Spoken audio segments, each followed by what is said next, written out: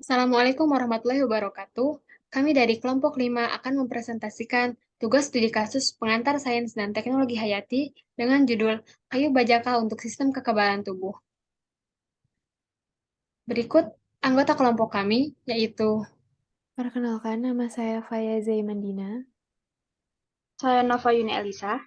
saya Zakia Nurfaizah. Saya Tara Nur Afifah. Saya Sofia Adiba. Dan saya Hasanah.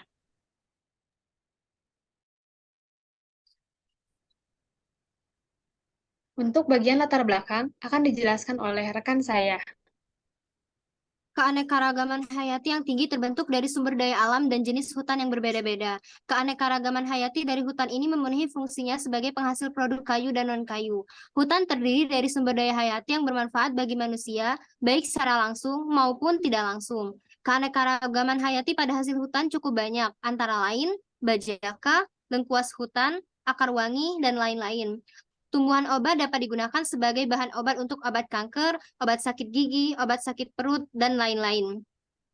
Adapun dalam studi kasus kali ini, kami membahas tentang kayu bajaka. Rumusan masalah yang penulis ajukan diantaranya sebagai berikut. 1. Bagaimana cara untuk memaksimalkan khasiat dari kayu bajaka untuk meningkatkan sistem kekebalan tubuh. Yang kedua, bagaimana distribusi dan pemasaran kayu bajaka di Indonesia. Dan yang terakhir, berapa besar potensi persebaran kayu bajaka di Indonesia. Adapun tujuan dari penulisan karya ilmiah ini yaitu untuk menemukan cara yang dapat memaksimalkan khasiat dari kayu bajaka untuk meningkatkan sistem kekebalan tubuh, lalu untuk membantu distribusi kayu bajaka ke masyarakat secara luas namun tetap menjaga kelestariannya, dan untuk menemukan besarnya potensi persebaran kayu bajaka di Indonesia. Untuk memudahkan kami dalam menemukan solusi dan saran dalam permasalahan ini, kami menggunakan penelitian berdasarkan 7 aspek penting. Aspek yang pertama yaitu potensi. Kayu bajaka tumbuh subur pada ekosistem tanah gambut dan bioma tropis basah. Secara global, bajaka ini tersebar di Indonesia, Filipina, dan Borneo. Untuk di Indonesia sendiri, populasinya dapat ditemukan di Kalimantan, terutama Kalimantan Tengah. Bajaka dapat kita kenal sebagai tumbuhan liana, yang artinya tumbuhan ini tumbuh merambat menggunakan organ tubuhnya pada pohon penopang. Untuk beberapa jenis bajaka, organ tubuhnya ini ketika dipotong akan mengeluarkan getah bening yang kemudian dapat langsung dikonsumsi. Populasi bajaka cukup terbatas dan dilindungi karena habitatnya yang tidak banyak ditemukan dan sulit berkembang biak pada habitat yang berbeda. Populasi bajaka di Kalimantan ini sangat beragam. Contohnya seperti bajakah tampala, bajakah kalalawit merah, kalalawit putih, akar kuning, dango, darak, dan lunuk. Saat ini untuk produksi kayu bajakah mulai terbatas, baik yang dijual secara online maupun secara tradisional. Hal ini dikarenakan adanya perlindungan yang lebih ketat semenjak permintaan masyarakat terhadap tanaman obat meningkat pada masa dan pasca pandemi.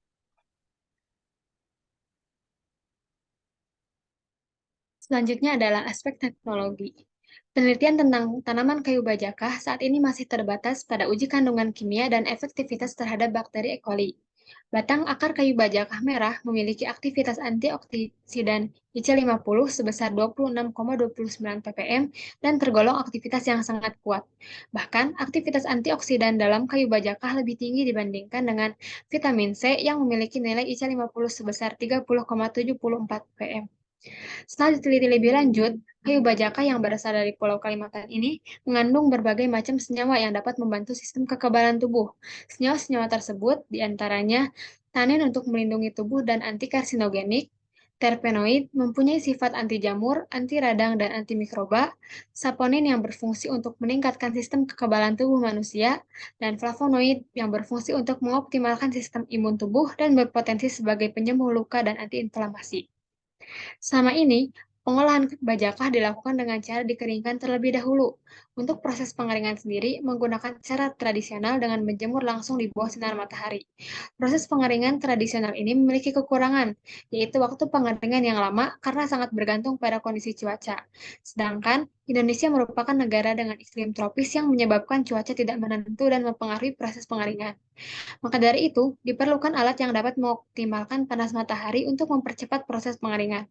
Beberapa penelitian telah menemukan metode yang efektif untuk mengoptimalkan proses pengeringan kayu bajaka, seperti penggunaan heat storage pada alat pengering energi matahari, pemanfaatan tenaga surya solar dryer, dan kompor biomasa, serta pengering dengan sistem aliran konveksi udara dari kolektor surya.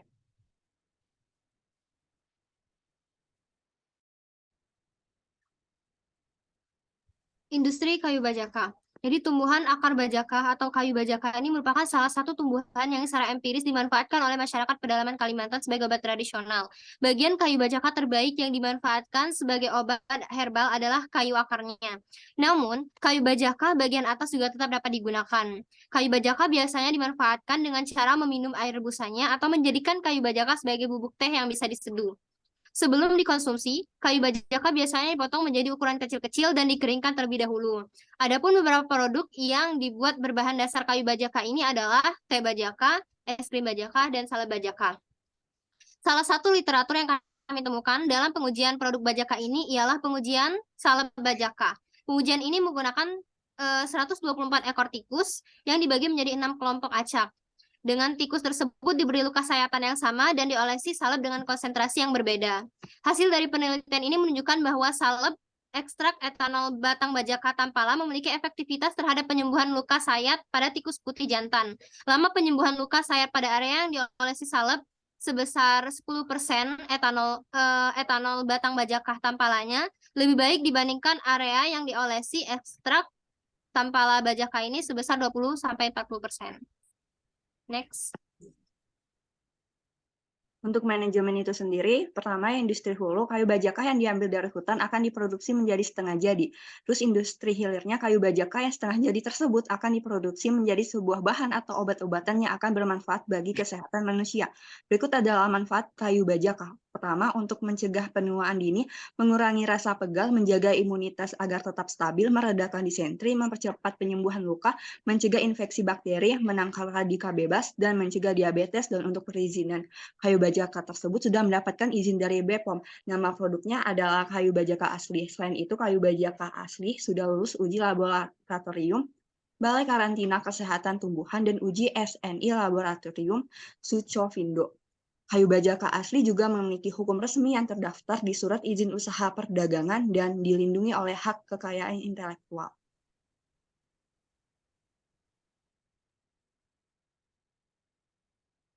Untuk aspek pasar, kami memilih satu sampel dari salah satu brand, yaitu brand kayu bajaka asli. Brand kayu bajaka asli merupakan supplier produk herbal khas suku Dayak Kalimantan. Produk yang tersedia menggunakan bahan-bahan otentik dan spesial dari bumi Kalimantan dengan kualitas terbaik. Bahan-bahan dasar yang digunakan adalah kayu bajaka. Distribusi dari kayu bajaka asli dilakukan secara online melalui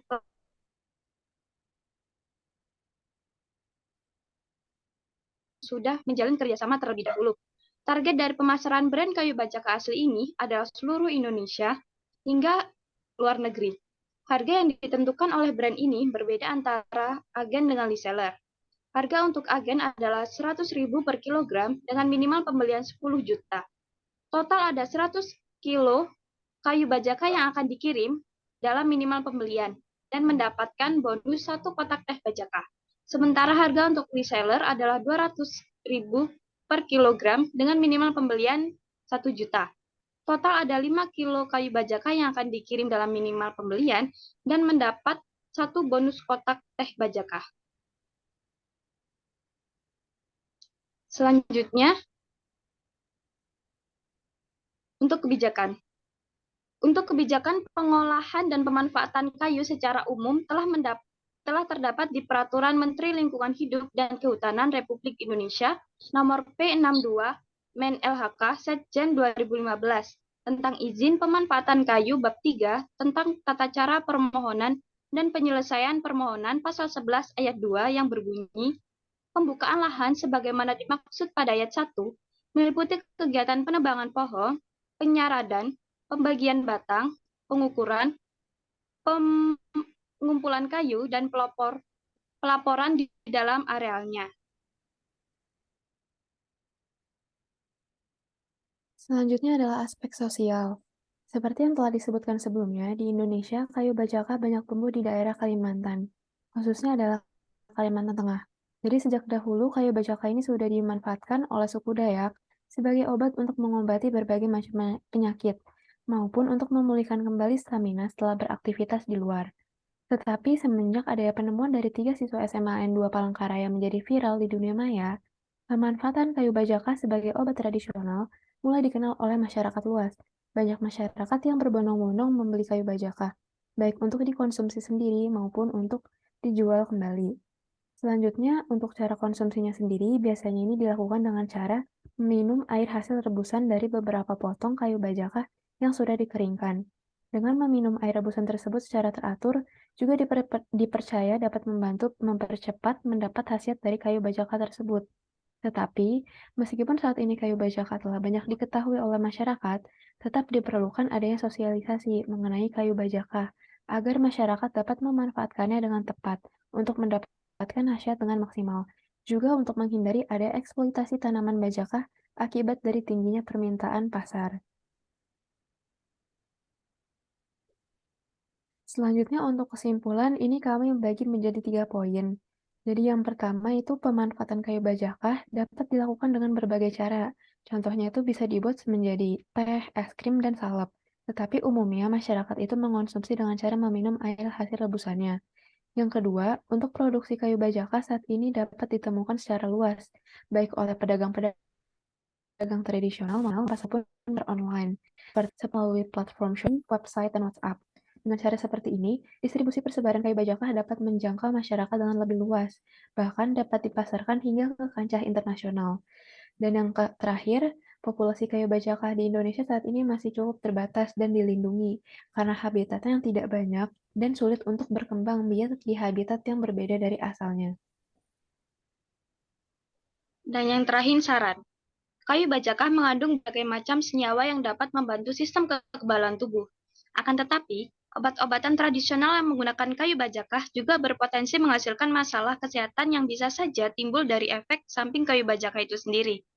Oleh karena itu, sebaiknya mengkonsumsi kayu bajaka secukupnya saja atau tidak berlebihan.